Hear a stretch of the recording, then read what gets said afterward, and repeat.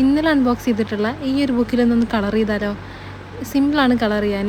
ഇതിൽ ഈ ഒരു ബ്രഷിൽ വാട്ടർ ഫില്ല് ചെയ്യുക, അതിനുശേഷം കളർ മിക്സ് ചെയ്യുക, കൊടുക്കുക, വീണ്ടും മിക്സ് ചെയ്യുക, വീണ്ടും കൊടുക്കുക. കളർ ചേഞ്ച് ചെയ്യുന്ന സമയത്ത് അതിൻ്റെ ബ്രഷ് ഒന്ന് വൈപ്പ് ചെയ്താൽ മാത്രം മതി കേട്ടോ.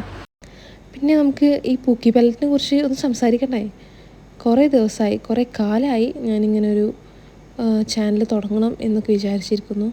നമ്മൾ പഠിക്കുന്ന സമയത്തൊക്കെ ആർട്ടിലും ക്രാഫ്റ്റിലൊക്കെ അടിപൊളിയാണെങ്കിലും ഇതുവരെ അതൊന്ന് സീരിയസ് ആയിട്ട് എടുക്കണം അല്ലെങ്കിൽ അതിന് വേണ്ടിയിട്ടും സമയം കണ്ടെത്തണം എന്നൊന്നും തോന്നിയിട്ടുണ്ടായിരുന്നില്ല. 6 മാസം മുന്നേ വരെ കേട്ടോ. 6 മാസത്തിന് മുന്നേ ഞാൻ എന്ത് ചെയ്തു, ഈ ഒരു യൂട്യൂബ് ചാനൽ തുടങ്ങി. പക്ഷേ എനിക്ക് കൺസിസ്റ്റൻ്റായിട്ട് എനിക്ക് വീഡിയോ ഇടാൻ പറ്റിയില്ല. അതിന് കാരണമാണ് ഈ ഒരു ചാനലിൻ്റെ പേര് Pookie Palette. Yes, I have a pookie. അവൾക്ക് 1 വയസ്സായിട്ടിട്ട് ഞാനൊന്ന് കളർ ചെയ്ത് കഴിഞ്ഞാൽ അവൾ എൻ്റെ കൂടെ 2 കളർ ചെയ്യാൻ എൻ്റെ കൂടെ വരും. അത് കാരണം അവൾ ഉറങ്ങട്ടെ അല്ലെങ്കിൽ കിടക്കട്ടെ, കുറച്ച് കഴിയട്ടെ എന്ന് വെച്ച് 6 മാസത്തിന് ശേഷം ഇന്നാണ് കേട്ടോ ഞാൻ വീണ്ടും ഒരു വീഡിയോ ചെയ്യുന്നത്. കളർ ചെയ്യുന്നത് ഭയങ്കര മൈൻഡ് റിലാക്സിങ് ആയിട്ടുള്ള കാര്യമാണ് കേട്ടോ. ഇത് ട്രൈ ചെയ്യാത്തവരൊക്കെ ഒന്ന് ട്രൈ ചെയ്ത് നോക്കിയാൽ അടിപൊളിയായിരിക്കും. കാരണം നമുക്ക് ഭയങ്കര റിലാക്സ് ചെയ്യാൻ പറ്റും.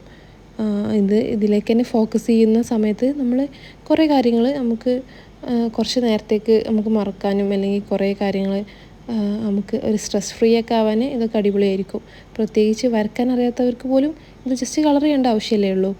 അപ്പോൾ ബേസിക്കായിട്ട് സാധാ ഒരു കളർ ചെയ്യാം എന്നുള്ള രീതിക്ക് നമുക്ക് കളർ ചെയ്യാൻ പറ്റും.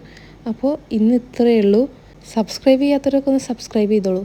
എന്നാൽ നിങ്ങളും ഹാപ്പി, ഞാനും ഹാപ്പി.